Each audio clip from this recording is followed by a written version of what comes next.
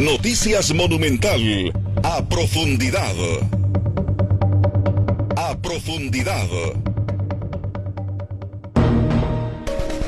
11 de la mañana con 38 minutos. Gracias por terminar su mañana de martes con nosotros. Ya les habíamos adelantado que hoy conversamos con don Juan Carlos Hidalgo, candidato ya ratificado, porque la gente nos pregunta, ¿cuándo van? Bueno, recuerden que con ratificación es que los estamos invitando en vivo. Ya él nos había acompañado a un punto de encuentro y ahora acá en vivo con Noticia Monumental. Don Juan Carlos, bienvenido a Noticia Monumental. ¿Cómo va todo? Buenas tardes, Febe, buenos días. Sí, todavía son buenos días. Sí, buenos días, Febe, buenos días, compañeros. Muchas gracias por la invitación, todo muy bien. Un saludo a todos los radioescuchas. Don Juan Carlos, cuando uno habla con las diferentes figuras de la Unidad Social Cristiana, constantemente le responden, tenemos vocación de gobierno, ¿verdad? Sin embargo, hace 23 años, casi 24, no ganan una elección presidencial. Lo que mucha gente nos ha estado preguntando cuando anunciamos que usted venía es, ¿qué tiene diferente Juan Carlos Hidalgo que no haya intentado? Por ejemplo, recuerdo a don Ricardo Toledo, a don Luis Fishman, Rodolfo Pisa, Linet Saborío. ¿Qué tiene diferente usted para decir, esta vez sí se puede ganar la elección nacional, por lo menos desde el Ejecutivo? Bueno, yo le voy a contar lo que estamos haciendo nosotros. Nosotros desde hace un año estamos preparando el plan de gobierno y las propuestas que pensamos llevar y que pensamos ejecutar desde el día 1, cuando seamos gobierno. Eso es tener vocación de gobierno, tener claro qué es lo que uno quiere llegar a hacer. Uno aspira al poder para hacer cosas. Y bueno, es importante primero en una campaña explicarles a los costarricenses qué es lo que quiere hacer uno. No pedir un cheque en blanco, no es decir voten por mí porque les voy a cambiar la vida, pero no les voy a explicar cómo, nada más deme poder. Sí es importante que en los próximos meses de la campaña empecemos esta conversación, como estos espacios, debates y demás foros, para explicarles a los costarricenses qué queremos hacer. Nosotros lo que queremos hacer es emparejar la cancha en este país. Este país no puede seguir igual. ¿A qué se refiere con emparejar la cancha? Este país ha venido acumulando grandes desigualdades y grandes disparidades. Antes éramos uno de los países más igualitarios de América Latina. Sin embargo, si usted ve por lo menos el coeficiente Gini, ¿verdad?, que es lo que mide la desigualdad a nivel mundial, ahora somos uno de los países más desiguales en la región, que ya de por sí es la región más desigual del planeta. Y bueno, nosotros lo vemos en un montón de cosas, esta disparidad. Vemos estas disparidades a nivel regional. La pobreza en las costas duplica la pobreza aquí en el gran área metropolitana. Y, desigualdad en las oportunidades. El otro día hay una estadística de CINDE que dice que del 2018 al 2022, 9 de cada 10 empleos creados en Costa Rica fueron en zonas francas. Y ustedes saben que las zonas francas están concentradas mayormente aquí en el gran área metropolitana. Tenemos desigualdades en cuanto a género, oportunidades para las mujeres y para los hombres. La tasa de participación laboral de los hombres es 27 puntos superior a la de las mujeres. Y esto se ha agravado tras la pandemia. Hay diversos informes que indican que tras la pandemia las mujeres regresaron a sus hogares a asumir labores de cuidado y se quedaron ahí. No se volvieron a incorporar a la fuerza laboral después de que pasó la pandemia. Tenemos enormes disparidades en cuanto a la educación. Yo soy producto del sistema público de educación. Yo fui a la Escuela Juan Chávez Rojas de Ciudad Quesada, fui al Liceo San Carlos, después estudié en la Universidad Nacional. Y así muchísimos de nosotros de mi edad pasamos por un sistema de educación público que era un elevador social, que era un mecanismo de movilidad social. Hoy en día la evidencia es contundente de que el sistema de educación estatal público es más bien condena a los muchachos al estancamiento. Llegan a la universidad sin manejar matemática básica, muchos de ellos hasta con problemas de lectura y escritura. Mientras que la educación privada ofrece enormes oportunidades. Entonces, puedo seguir señalando todas las instancias en que este país viene acumulando enormes disparidades, enormes desigualdades. Hace poco estuve en Batán, por ejemplo. En ese cantón, en Matina, 63 comunidades no tienen acceso a agua potable. Vea usted, que era una de las cartas de presentación nuestras a nivel mundial, de que éramos un país en donde uno abría el tubo y salía agua potable y podíamos tomar del tubo. Bueno, resulta que en eso venimos sufriendo serios retrocesos. El acceso a agua potable del tubo ha caído de un 95% de la población a un 89%. Entonces yo insisto, no podemos seguir igual, y es por eso que nosotros venimos con una agenda de emparejar la cancha. ¿Qué quiere decir eso? Hacer reformas, hacer cambios sustanciales a un sistema que le está fallando a los costarricenses, para traerle oportunidades a la gente sin importar dónde vivan o dónde nacieron. Ya casi le vamos a preguntar cómo va a emparejar esa cancha, porque nos hace un diagnóstico, ¿verdad?, que ya conocemos, ¿verdad?, y que nos preocupa sin duda a todos los costarricenses, de que hay temas históricos que no logramos resolver. Don Juan Carlos, pese a que todavía no arranca oficialmente la campaña, es hasta el 1 de octubre, luego de la Convención de Liberación Nacional, usted es de los primeros, ¿verdad?, que ya confirmamos que tenía una aspiración presidencial. Sin embargo, en las mediciones todavía no aparece como uno de los favoritos. De hecho, está viendo una encuesta donde sale como 9º, 10º en la intención de voto. Me parece que Opol. ¿Qué dice usted de eso? ¿Qué dice usted de que todavía en las mediciones no se vea? Hay que prestar atención a las encuestas que son fiables, ¿verdad? ¿Qué dicen sus estudios internos de la intención de voto para usted? El punto es, a estas alturas de la campaña, ninguno de los últimos 3 presidentes estaba destacando en la intención de voto. Esto es una maratón, no es una carrera de 100 metros, y nosotros tenemos muy claro que tenemos una labor de posicionamiento en los próximos meses y estamos haciendo la tarea. Estamos recorriendo el país. Este fin de semana estuve en Upala, el jueves estuve en Siquirres, este fin de semana estaré en Punta Arenas, en Isla Chira, entre otros lugares, recorriendo el país, hablando con la gente, oyendo sus problemas y que ellos también me conozcan y conozcan las propuestas que estamos haciendo. Y pronto vendrán los procesos que ya conocemos, como es la publicación del plan de gobierno, claro, los debates, y estoy segurísimo que vamos a estar en la contienda para las elecciones de febrero. Y algunos analistas que los he escuchado reflexionar sobre la campaña señalan de que usted es un candidato de lujo en conocimiento, pero que le falta conectar con lo popular, con las masas, que su discurso es muy técnico, es muy de analista. ¿Está trabajando en eso también para conectar? ¿Ya lo ha identificado como una debilidad en esta parte de la campaña? Bueno, obviamente ha habido un cambio de chip, ¿verdad? Del analista, que era yo, a un candidato. Y por supuesto que hay que hacer un ajuste. Pero no, yo no olvido mis raíces, Febe. Yo soy de San Carlos, soy de Ciudad Quesada. Pero sí lo ha identificado como algo que está trabajando para tal vez conectar ese discurso, sea más aterrizado para la gente. Es más una impresión de la gente de que en realidad yo soy. O sea, yo soy una persona que viene de la zona rural, soy una persona que no tuvo en ningún momento ningún privilegio ni ninguna facilidad para salir adelante. Me vine a estudiar a la Universidad Nacional. Como muchos jóvenes de zona rural que no pueden completar sus estudios o avanzar en sus estudios en sus lugares de nacimiento y se tienen que venir a la GAM. Y sí, tuve la fortuna de irme a estudiar a Estados Unidos con una beca. Me gané una beca y después me quedé trabajando allá y tuve éxito. Y yo creo que aquí no se puede también castigar a las personas que han tenido éxito, pero efectivamente hay una labor por reconectar con la gente, conectar con la gente, y para eso es que estoy recorriendo todo el país y para eso es que estoy escuchando a los costarricenses y todos los problemas que me vienen señalando, como mencionaba, falta de oportunidades, inseguridad, temas de infraestructura que son terribles en este país y que le están afectando la calidad de vida de las personas. Ahora, don Juan Carlos, que estaba escuchando su intervención inicial, usted habló de reformas importantes que necesita el país para revertir esa desigualdad que usted está señalando, desde lo que usted podría hacer desde el gobierno, porque ciertamente, a pesar de sacar incluso una mayoría importante en la Asamblea Legislativa, ni siquiera eso le puede garantizar que la Asamblea vaya a responder a esas reformas que a lo mejor se pueden necesitar. Desde lo que usted puede hacer, ¿cómo atacaría ese problema de la desigualdad y si le pueden alcanzar 4 años? Porque usted habla como de un proyecto muy grande que quizás en 48 meses no podría alcanzar el tiempo por la naturaleza de nuestro sistema. Primero yo quiero disputar una de las premisas de esa pregunta, y es que un poder ejecutivo tiene que pensar solo en lo que puede hacer el poder ejecutivo sin trabajar con la Asamblea Legislativa. O sea, porque eso es una mentalidad que el chavismo ha querido meterle a los costarricenses, de que solo el Poder Ejecutivo, ya sea con una mayoría de 38 diputados de un solo partido político, puede sacar adelante una agenda. No, yo aspiro a llegar a la presidencia de la República y aspiro a trabajar con una Asamblea Legislativa para sacar adelante estas reformas, como se ha hecho en el pasado en este país. Es que ya eso ha funcionado, y yo siempre pongo el ejemplo de la agenda complementaria del TLC.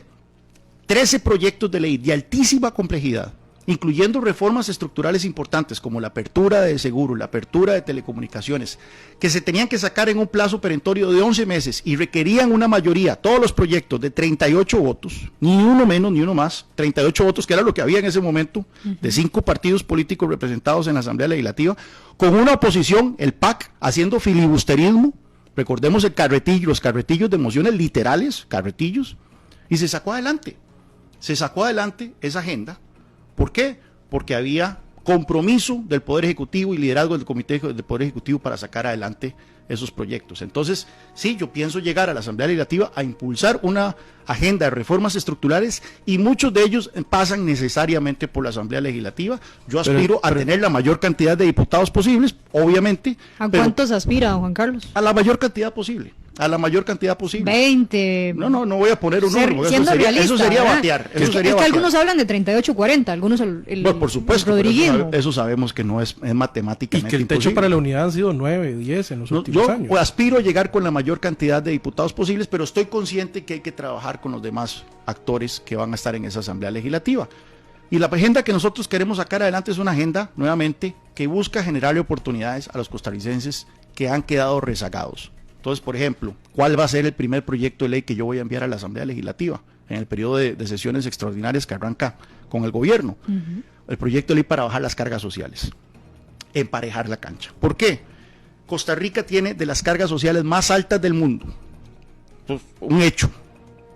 Y tenemos un 70% de la población mayor de 25 años que no terminó secundaria. Es decir, mano de obra no calificada. Entonces, cargas sociales altísimas y una población económicamente activa, una masa de trabajadores mayormente de mano de obra no calificada, que no pudo terminar sus estudios. Eso es una combinación tóxica que se traduce en informalidad y desempleo. Y por eso tenemos una informalidad de más del 40% en este país y creciendo. 850,000 costarricenses están en la informalidad. Entonces, ¿qué es lo que queremos hacer? Reducir el costo de contratar esa mano de obra para que estas personas puedan tener acceso a un empleo formal. Pero ¿cómo hacemos eso sin afectar las finanzas de la caja, don Juan Carlos? Muy buena pregunta. ¿Cómo compensamos esa plata? Porque, a ver, yo desde que usted anuncia su intención de ser presidente, usted dice, disminuyamos las cargas sociales, pero... Y de lo que paga quién, ¿verdad? Porque sí. Ahí es un acuerdo tripartito, ¿quién pagaría menos según su propuesta? La cuota patronal es el grueso de las cargas sociales, es un 26,7% aproximadamente. ¿En cuánto es usted ese porcentaje? Sí, entonces ahí tenemos que tener claro, hay un 14% que va a la caja, eso no lo vamos a tocar. Okay. Hay un 5% aproximadamente que va al ROP, ¿verdad? Las pensiones complementarias, eso tampoco lo vamos a tocar, porque obviamente el IBM y la caja no se puede, el régimen de enfermedad y maternidad están más bien con las finanzas comprometidas. El ROP es la pensión del futuro, pero hay un 7,25% que va al INA, al IMAS, a FODESAF, al INS y al Banco Popular. Hay algunos rubros de esos que se pueden reconsiderar, por ejemplo el del Banco Popular, creo yo que se puede reconsiderar. Pero lo que nosotros estamos planteando es trasladar ese 7,25% del presupuesto de la República y que se financie con impuestos ordinarios. Ahora bien, ¿cuánto cuesta eso? Recordemos primero que todo que las cargas sociales son impuestos, es un impuesto al trabajo. Entonces aquí estamos planteando reducir los impuestos acá y compensar por acá. ¿Cuánto cuesta eso? Ese efecto de compensación. Hay varios estimados. Hay unos estimados que van desde el 1% del PIB a un poco más alto. Hay un estimado del Banco Central que dice que 1% del PIB. Entonces lo que nosotros estamos planteando es, mediante recortes de gasto y ajustes de tasas de otros impuestos, podemos entonces compensar ese 1%, de tal forma que sea más fácil la contratación de mano de obra no calificada en este país y que más gente pueda tener acceso a empleos formales. ¿Cuáles otros impuestos serían los que ustedes estarían planteando incrementar o hacer un ajuste para poder compensar las cargas sociales? Estamos haciendo el análisis para ver exactamente, porque lo que queremos es detallar bien puntualmente en el plan de gobierno estos cálculos, y de hecho en las próximas semanas tenemos reuniones con el equipo económico para hacer un cálculo bien puntual de cuáles impuestos y cuáles serían el ajuste. Nuevamente, el propósito no es aumentar la carga tributaria, más bien estamos reacomodando la carga tributaria. En Costa Rica se nos ha ido la mano gravando, metiéndole impuestos a la mano de obra, mediante las cargas sociales, y al capital, mediante el impuesto de renta a las empresas. También tenemos un impuesto de renta a las empresas que es de los más altos de América Latina, y ni qué decir de la OCDE. Entonces, ¿qué es lo que pasa con esto? Entonces, se desalienta la contratación de mano de obra de manera formal, tenemos desempleo e informalidad, y se desalienta la inversión. Lo que queremos aquí es hacer un reajuste de las cargas, de tal forma que más bien incentivemos el empleo, incentivemos la inversión, y luego sí se puede compensar con impuestos ya producto de la generación de riqueza. El problema es que nosotros estamos grabando la generación de riqueza antes de que ocurra, y eso es contraproducente para los intereses de la población, para los intereses del país. Y esos impuestos que usted mencionaba, que son muy altos, el impuesto, me refiero a la renta, propondría bajarlos también. ¿Cree que son muy altos? Usted señala, son altos, hay que bajarlos. ¿Van a proponer que esa carga tributaria sea menor para las empresas? Es algo que podemos considerar. Tenemos que tener claras las prioridades. Obviamente uno puede llegar con una lista del niño de cosas que uno quiere hacer, pero hay que ir por partes. La primera parte es bajar las cargas sociales, nuevamente, emparejar la cancha. Nosotros queremos, la prioridad número uno, que las condiciones de empleabilidad de las personas que no pudieron terminar sus estudios mejoren. Entonces, antes de pensar en bajar impuestos a las empresas y de todo, vamos primero a bajar los impuestos a la contratación de mano de obra en este país. Don Juan Carlos, ¿qué hacemos con la educación en Costa Rica? Bueno, hay otro tema de emparejar la cancha, ¿verdad? Porque ahora la disparidad que existe entre la calidad del sistema público y la calidad del sistema privado es pavorosa. Varias cosas. Tenemos que enfocar en el tema de la calidad, no la cantidad. Yo creo que nuestra clase política, y hay un mea culpa, porque también se incluye el Partido Unidad, que desde los ámbitos en que ha estado en el gobierno, se ha enfocado mucho en el tema de la cantidad y no la calidad de la educación, que es que el 8% del PIB que en gasto de educación, que es que los 200 días lectivos, y poco se habla de la calidad. Nosotros necesitamos, para tener calidad, necesitamos un cuerpo docente, un cuerpo de maestros y profesores de calidad, y es ahí en donde no ha habido énfasis en la política pública educativa. Los pobres maestros en este momento están avasallados por cargas administrativas, están avasallados por todo tipo de responsabilidades que no les corresponden, hasta tienen que ser trabajadores sociales, psicólogos, tienen que andar haciendo bingos y rifas para mantener la luz prendida en las escuelas y colegios, no tienen capacitación. Nosotros vamos a quitarle esas cargas a los profesores, vamos a reactivar el tema de la capacitación con una escuela otra vez docente, virtual. Y eso sí, también vamos a implementar evaluación docente. Evaluación de desempeño. Evaluación de desempeño, porque lo que no se mide no se puede reformar. Entonces necesitamos saber exactamente la calidad y dónde está fallando la calidad del docentado en este país, de los profesores y maestros. Entonces queremos hacer una reforma profunda, y esto es una de las otras grandes prioridades de mi gobierno, una reforma profunda educativa que parte por este énfasis en la calidad, evaluación de desempeño docente, evaluación de desempeño de directores y evaluación de desempeño de centros educativos. Necesitamos hacer un mapeo de cómo se está desempeñando a nivel de profesor, de director y de centro educativo el sistema público en general. Después está el otro tema que es fundamental cuando hablamos de educación, que es el tema de la infraestructura. El actual modelo de juntas de educación está desfasado, no está dando resultados en lo absoluto. ¿Qué haría con esas juntas? Nosotros primero vamos a hacer una reforma legal para permitir que los fondos de pensiones puedan invertir en infraestructura en este país. Que esto es una anomalía en Costa Rica. En todo el mundo los fondos de pensiones invierten en infraestructura, en carreteras, en escuelas, en todo. Aquí no. Vamos a hacer un cambio para permitir eso, y luego vamos a sacar un fideicomiso con paquetes de infraestructura educativa, consistentes empezando con la prioridad que son esos 900 centros educativos que tienen orden sanitaria, para que así podamos tener unas 500, 600 escuelas y colegios en un lapso relativamente corto, de 1 o 2 años, siendo construidas a lo largo y ancho del país para tener infraestructura de calidad, pero en un modelo que no es simplemente construcción de la infraestructura educativa, porque usted ve que se construye infraestructura educativa. Ahí está el colegio que duró parado mucho tiempo, ¿cómo se llama? San Juan de Dios de Desamparados. Ya lo terminaron, es un muy buen colegio y de todo, Pero ya de los pocos meses ya uno ve ventanas rotas, ya uno ve paredes rayadas, etcétera, etcétera. Tenemos que pensar en el mantenimiento de la infraestructura, que es un gran problema aquí en Costa Rica. Es por eso que nosotros estamos pensando entonces en un modelo de leasing. Es decir, Ok, ¿cómo es eso? es decir, se entrega la infraestructura educativa, pero en un contrato de alquiler.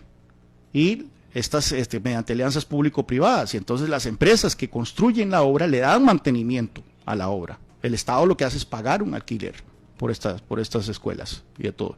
Y Eso así, para nuevos centros educativos. esto para reparar los nuevos, Para reparar los existentes. Para ir reparando los existentes, exactamente. Esos 900, empezando por los 900 que tienen orden sanitaria en nuestro país, de tal forma que no solo se construye, sino que se le da mantenimiento, que es uno de los grandes problemas que tiene en este momento el tema de la infraestructura educativa. ¿Qué hacemos en seguridad, don Juan Carlos? Porque ¿cuántas entrevistas hemos hecho ya?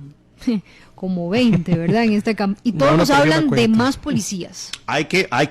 O sea, Ok, eso esa ya la tienen todos los candidatos. por dicha hay consenso. Yo ¿Qué creo más? que entonces ningún partido, espero, llegará Se a pararse quite. sobre la Sí. escoba cuando lleguemos a discutir la necesidad de aumentar la fuerza policial. Yo creo que 20,000 efectivos es lo razonable si nosotros tomamos la relación entre fuerza pública y la población, tomando en cuenta que no son que hay 20,000 efectivos en todo el momento en la calle. Hay siempre gente que está incapacitada, hay gente que está en vacaciones, hay gente que es administrativa, que tiene códigos de policía. Entonces muchas veces cuando hablamos de la actual fuerza pública de 13,500, no es que estamos hablando de gente en las calles, estamos hablando también de mucha gente que está en escritorios y que tiene rango de policía. No, y que trabajan en horarios de 6 días, descansan, y 6 días Además, trabajan. entonces sí horarios de 12 necesitamos horas. aumentar la cantidad de policías, pero tenemos que tener claro muy bien la naturaleza del problema que tenemos. Aquí no estamos combatiendo los chapulines que atormentaban los bajos de Monumental cuando ustedes estaban allá en Avenida Central, ¿verdad?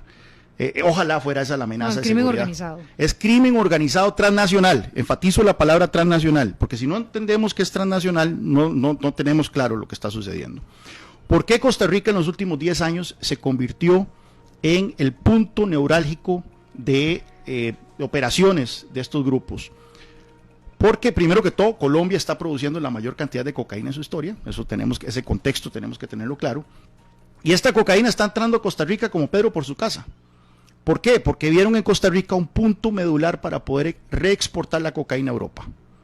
Somos un país que es exitoso exportando, exportamos piña, banano, frutas, helechos, flores, etcétera, a Europa, y los carteles han encontrado que es relativamente fácil contaminar esas exportaciones con cargamentos de droga. Nuestra policía es muy endeble y los controles en los puertos, principalmente en el puerto de Moín, es tremendamente endeble. Vea usted que duramos 8 años poniendo los escáneres y a las 24 horas de puesto los escáneres, 3 trailers chocaron contra esos escáneres. El otro día se reportó que los carteles ofrecen, el crimen organizado ofrece $100,000 por inhabilitar a los escáneres, aunque sea por unas pocas horas. Y menos de las exportaciones de Costa Rica a Europa pasan por los escáneres. ¿Qué es lo que estamos proponiendo nosotros? Obviamente una serie de medidas. Esto tenemos que tener claro una cosa, y es que en muchos de estos problemas, educación, salud, seguridad y todo, no hay pomadas canarias. O sea, no hay una sola propuesta que por sí sola logre resolver el problema. Entonces, cuando la gente dice, mira, eso es todo, no, hay muchas cosas más. Pero ¿cuál es la medida neurálgica que nosotros estamos planteando en tema de seguridad y que nadie más está planteando? Nosotros vamos a negociar un acuerdo de seguridad policial con la Unión Europea. De tal forma que ¿Qué van a hacer ellos? Europol, la policía de la Unión Europea, esté destacada en Moín y que sean los europeos los que monitoreen que nuestras exportaciones al viejo continente no vayan contaminadas con droga.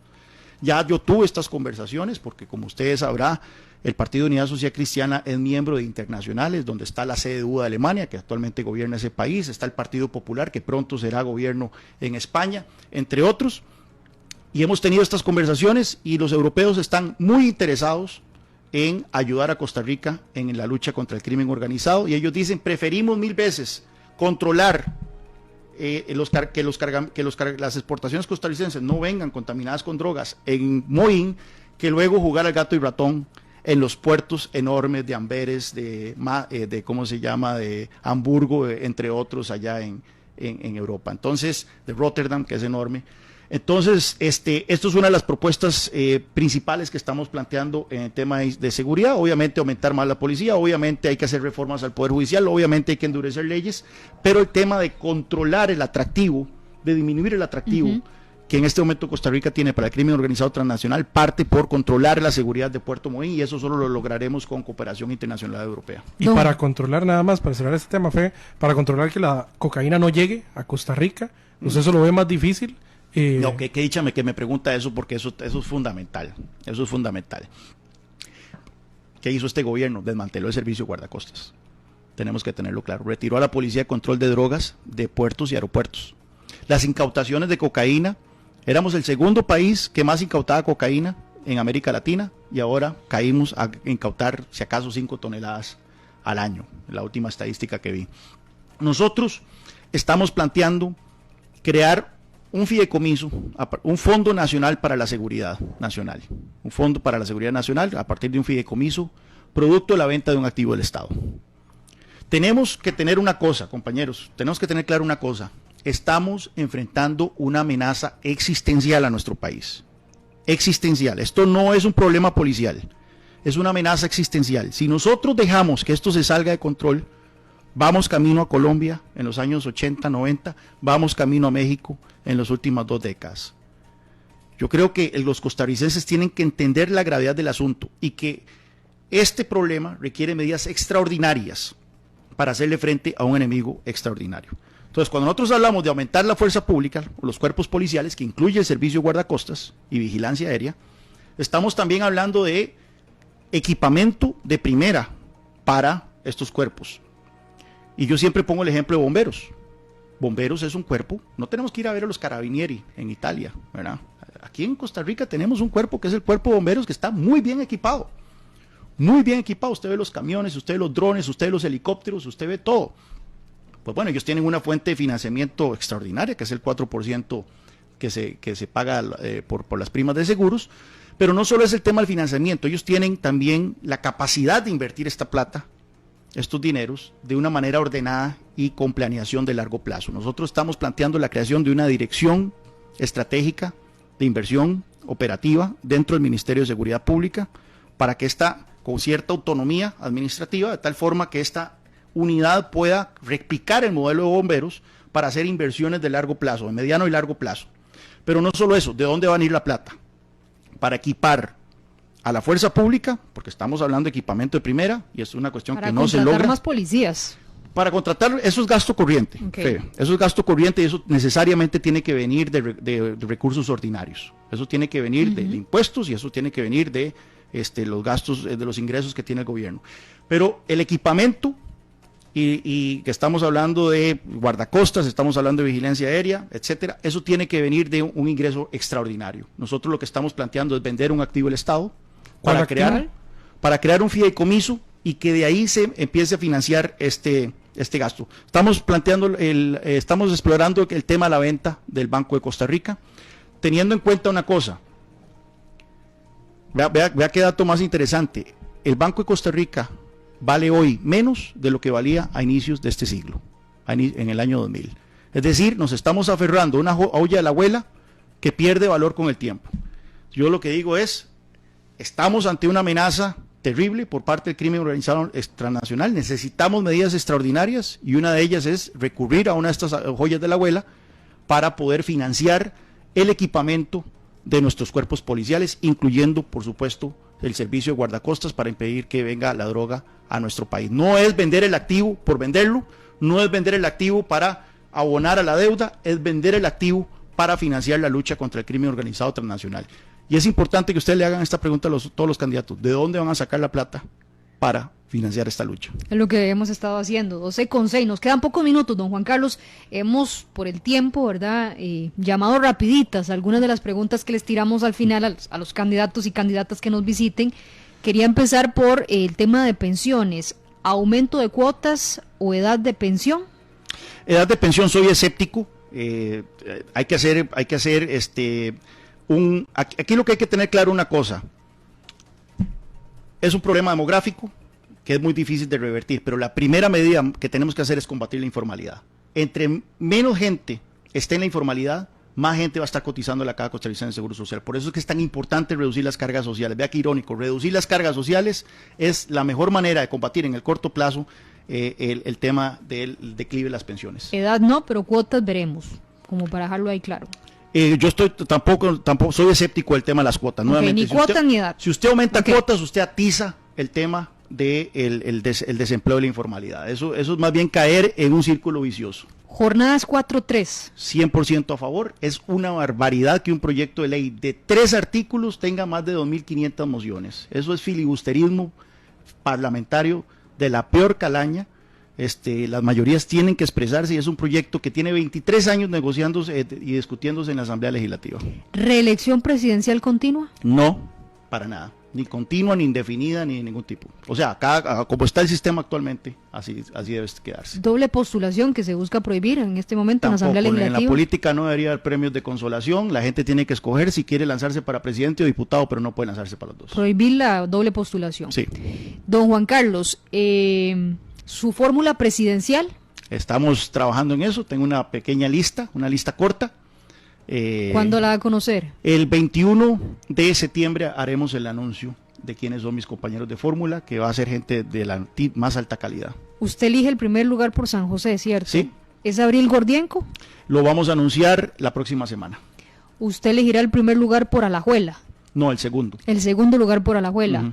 Se me va el nombre. Marcela Monge, va a ser. Lo estaremos anunciando también prontamente. ¿Es el Partido Unidad Social Cristiana un partido cercano al gobierno? Porque hemos visto figuras del partido dentro del oficialismo, renunció la alcaldesa de San Ramón. Se han ido yendo. Se han ido yendo. Pero ustedes no son afines al Rodríguez. Nosotros no somos afines a este proyecto político, somos un partido que históricamente, cuando hemos sido oposición, y ustedes lo pueden ver en Gobiernos de Liberación Nacional, del Partido de Acción Ciudadana, y en este gobierno hemos apoyado las cosas que nosotros creemos que son buenas y nos hemos opuesto a las cosas que nosotros creemos que son malas. Le mencioné la agenda complementaria por el TLC, la apoyamos en ese Gobierno de Liberación Nacional. El tema de la reforma fiscal, la apoyamos en un gobierno del PAC, porque se venía con una incorporación muy importante que era la regla fiscal, que es la responsable de estabilizar las finanzas públicas en este país. En este gobierno hemos apoyado proyectos como 4.3, apertura del mercado eléctrico, todo por consistentes con nuestra carta ideológica. Así que no es que somos afines o estamos en contra por estar en contra. Somos una oposición responsable, pero los días de oposición de este partido están contados. El 8 de mayo somos gobierno. ¿El papel de Miguel Ángel Rodríguez en su campaña y en su posible gobierno? Don Miguel es una persona a quien estimo muchísimo, es un gran consejero, una persona que yo escucho atentamente, pero don Miguel en este momento está pasando una situación personal difícil con su esposa, con doña Lorena, a quien le deseo los mejores deseos, ¿verdad? Los mejores pensamientos para su recuperación, y por lo tanto él no va a estar activo en la campaña. ¿Qué le parece la disputa interna que está teniendo Liberación Nacional? Yo estoy concentrado en lo mío, Febe, yo estoy concentrado en lo mío, pero sí es cierto que los costarricenses necesitan un gobierno estable a partir del 8 de mayo, y eso no solo aplica para Liberación Nacional. ¿La rival a vencer es Laura Fernández?